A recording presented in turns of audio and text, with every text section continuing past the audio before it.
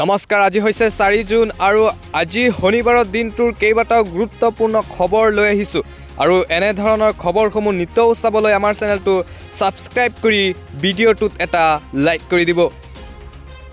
অৱশেষত গ্ৰেপ্তাৰ হ'ল বিতৰ্কিত এছআই জোনমণি ৰাভা। বহু জল্পনা কল্পনাৰ অন্তত গ্ৰেপ্তাৰ কৰা হ'ল এছআই জোনমণিক।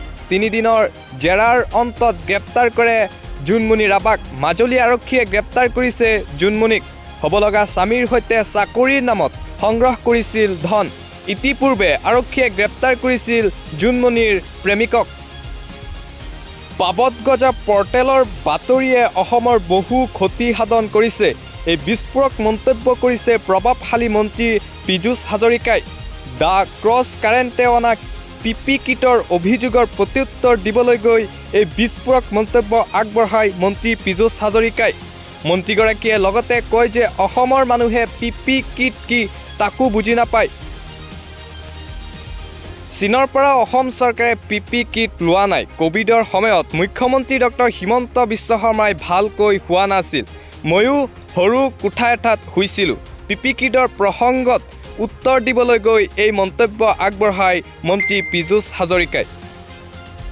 অহা 7 জুনত ঘোষণা কৰা হ'ব হাইস্কুল শিক্ষান্ত পৰীক্ষাৰ ফলাফল। মুখ্যমন্ত্ৰী ডক্টৰ হিমন্ত বিশ্ব শৰ্মাই টুইটাৰ যোগে সদৰি কৰিছে এই কথা। বটদ্ৰৱা কাণ্ডক লৈ বিস্ফোৰক মন্তব্য বিধায়ক আমিনুল ইছলামৰ। ধিঙৰ বিধায়কগৰাকীয়ে এক বিস্ফোৰক মন্তব্য কৰিছে বটদ্ৰৱা কাণ্ডক লৈ। কেলেংকাৰী থকাৰ বাবেই হত্যাৰ বলি হ'ল আছিকুল ইছলাম।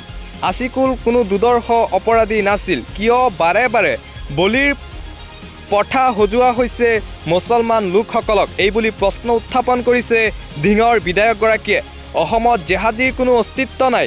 মুছলমানক টাৰ্গেট কৰিহে জেহাদীৰ প্ৰচাৰ চলাইছে অসম চৰকাৰে, এইবুলি এক প্ৰকাৰৰ তীব্ৰ হুংকাৰ প্ৰদান কৰিছে চৰকাৰক ধিঙৰ বিধায়ক আমিনুল ইছলামে।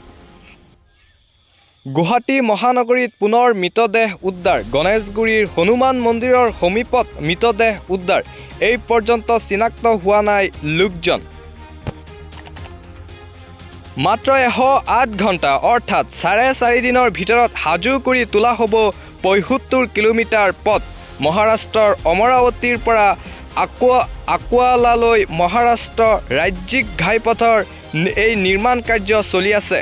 যদি 4.5 দিনত এই কাম সম্পূৰ্ণ হয় তেন্তে এই পথটোৱে গিনিছ বুক অৱ ৰেকৰ্ডত নিজৰ নাম লিখিবলৈ সক্ষম হ'ব।